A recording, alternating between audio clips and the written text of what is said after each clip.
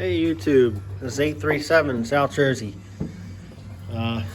It's been a while since I made a video, but I figured I'd fill you guys in with what's new and what's not new and what I've been up to and all that good stuff. As you can see, I built a little plywood shelf thingy out of some scrap plywood just to hold everything, you know, that way my radios aren't sitting on top of the power supplies and the meters aren't sitting on top of the radios, and it just gives me a better view of everything when I'm sitting down. So let's see, got the Anytone 5555 sitting here, not on an amp. I don't have an amp on that, but it is connected to this Dozy test center, SWR and power meter. The Connex is not hooked up to an amp.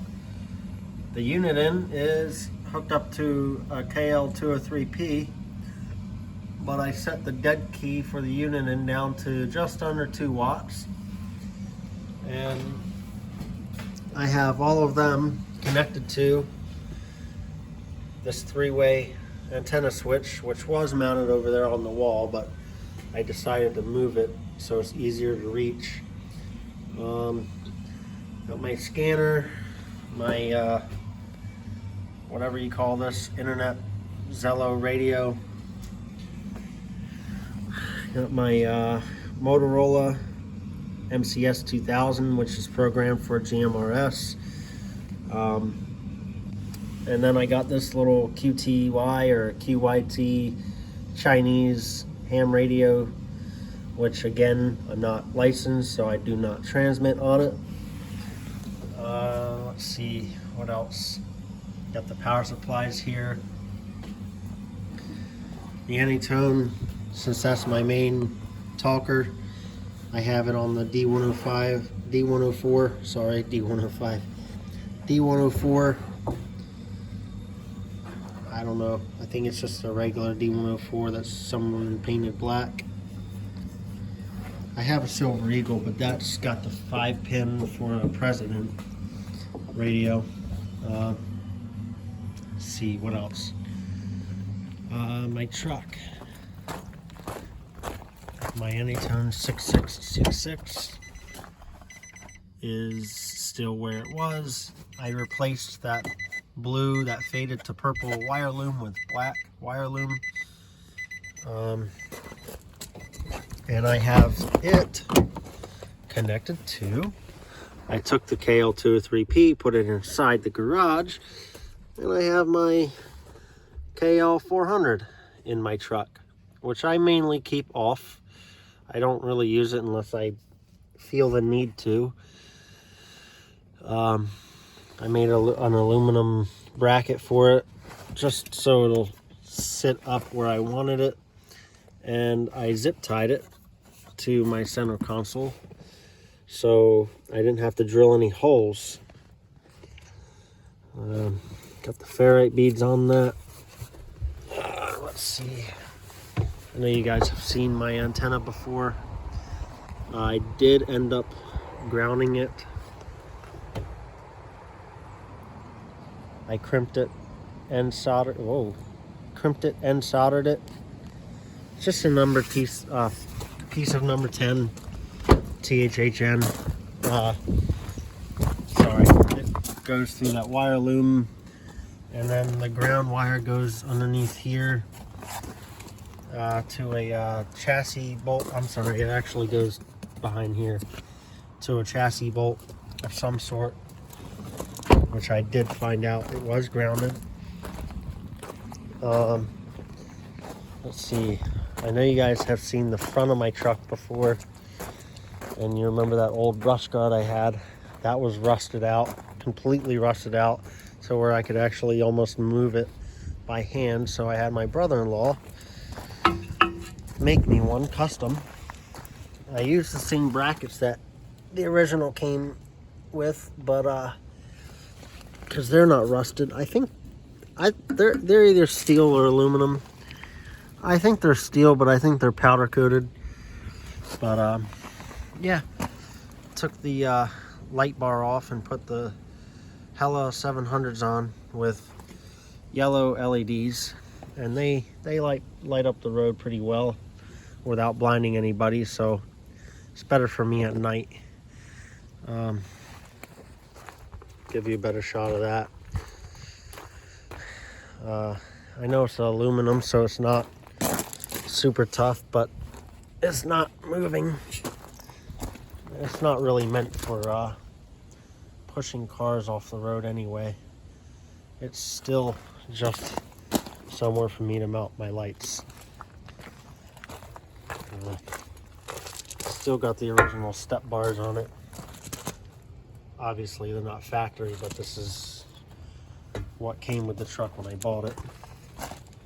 Let's see what else. Still haven't built my room in the back yet, so my antennas are still right here. And I had a comment from someone saying they're too close to my power lines, which are right here. I do realize that. I do know that already. But this was the best spot for me to put this antenna. I could have put it on the other side of the window, but I was kind of in a hurry to get it up, and I wasn't thinking about how close it was going to be to the power lines. That's about, let's see, probably about 4.5 foot away from my antenna mast, and probably about 18 to 20 foot away from here to the bottom of my antenna. About 18 to 20 foot away. So I think I may have told you guys, eventually I want to build a room back here. It's going to be 24 foot, which is the width of my garage from this corner to that corner. And then it's either going to be 12 foot, which is about where I'm standing, or 14 foot. So about 24 by 12 or 24 by 14. I'm still undecided. Probably just 12 foot, but maybe I'll regret it later. I don't know. And then, so once it's built, the corner will be somewhere about here. It'll still give me room to drive around. And I know I'm spinning a lot. And here I am. I'm right here. The corner will be about right here, which is about where I'll put the antenna. It might go in a little bit, and then it'll drop towards the backyard on an angle with a winch. I'm gonna put it on a winch, 12-volt winch, and that camper is getting sold, so that won't be in the way. And my propane tank, which is not in use, will be gone, so that won't be in the way of me driving in the backyard. But yeah, so my tower is a 30-foot tower, not including the mast. It'll probably be about 35-40 foot tall by the time I'm done with it.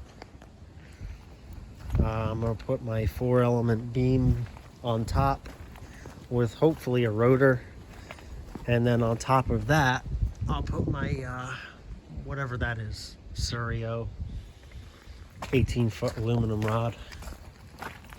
So yeah, that's pretty much it. That's my update.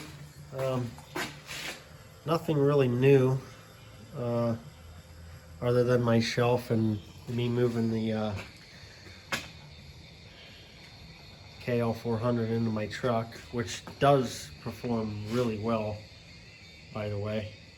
But yeah, that's pretty much it.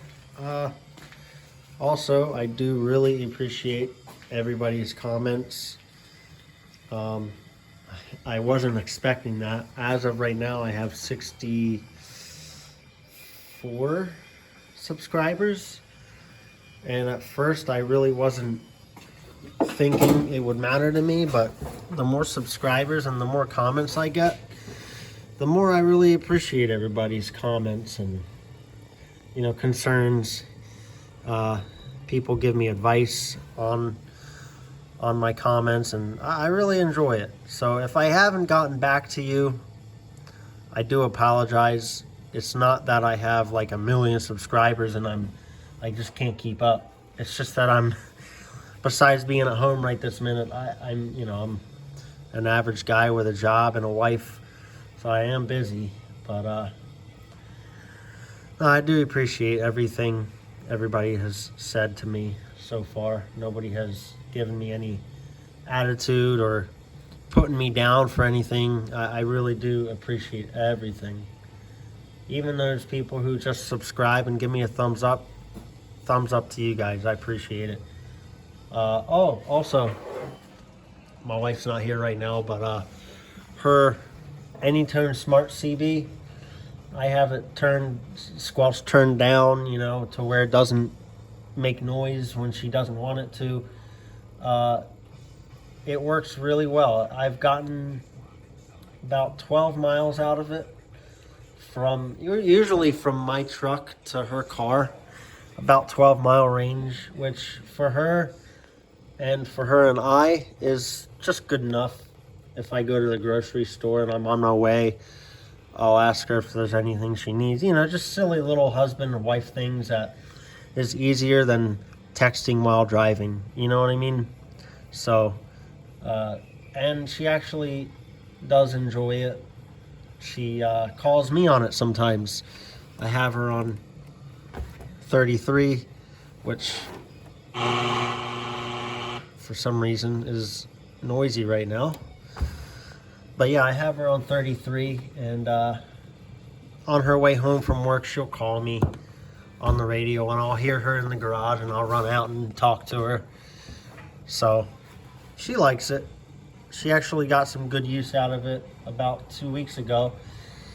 Her cell phone screen broke, and she was wondering, how am I going to get a hold of my husband? How am I going to do it?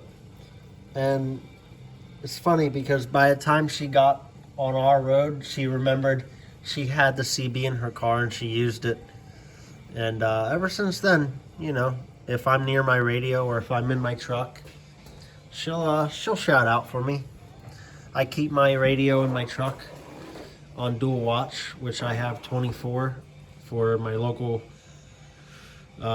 guys, if you will, and her on 33 dual watch. So it's pretty cool. But yeah, about 12 miles is what I get from her car with the squelch situation.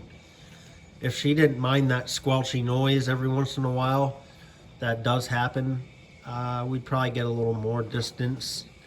But yeah, it's all good though. It works out well. So, all right, well, that's it from me. Nothing else really to show here. Trying to think before I call it quits. No, that's pretty much it. So, all right, well, this is 837 South Jersey 73s.